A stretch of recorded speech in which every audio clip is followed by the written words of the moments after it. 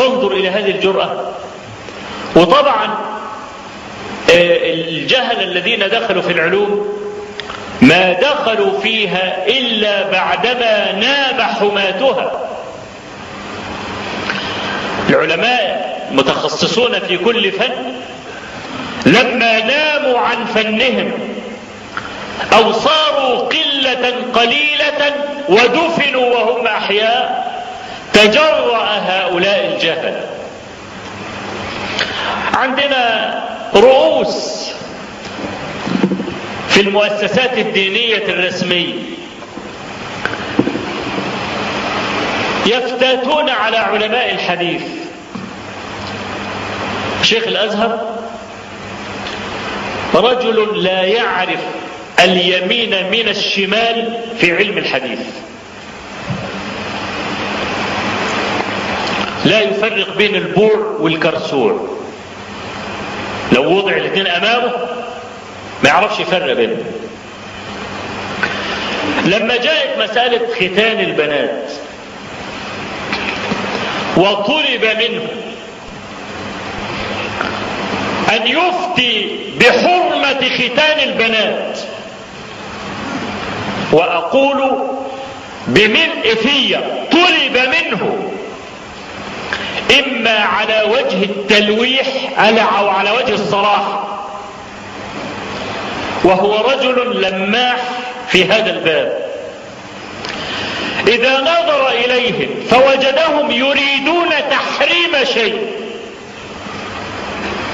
هناك اختلاف في حرمته، ولا أقول الحرمة وردت صراحة، لا، فيه اختلاف في حرمته،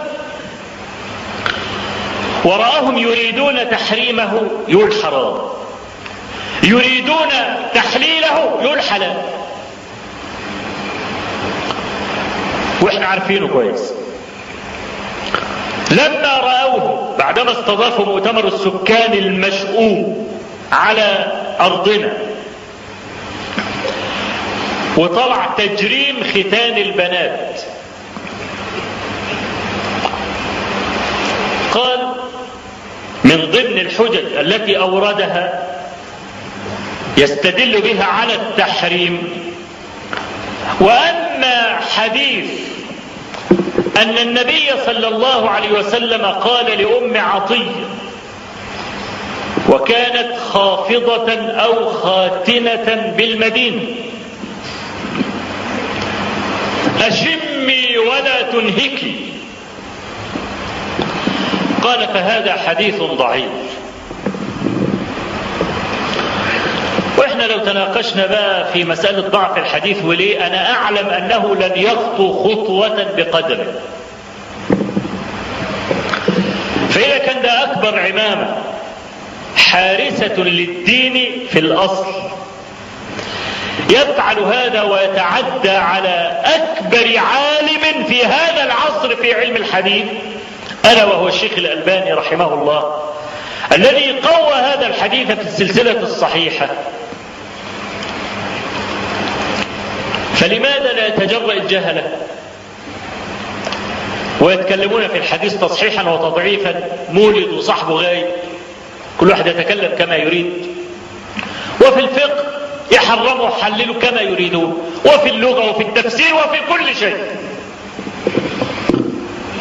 الاعتراض على أو الدخول على العلوم سببها ضياع الحمى وغياب حراس الحدود الذين كانوا يقفون قديما باسم الديانة، وكانوا يتعبدون بالذود عن هذه العلوم لأنها علوم خادمة لكتاب الله عز وجل وسنة رسوله صلى الله عليه وسلم.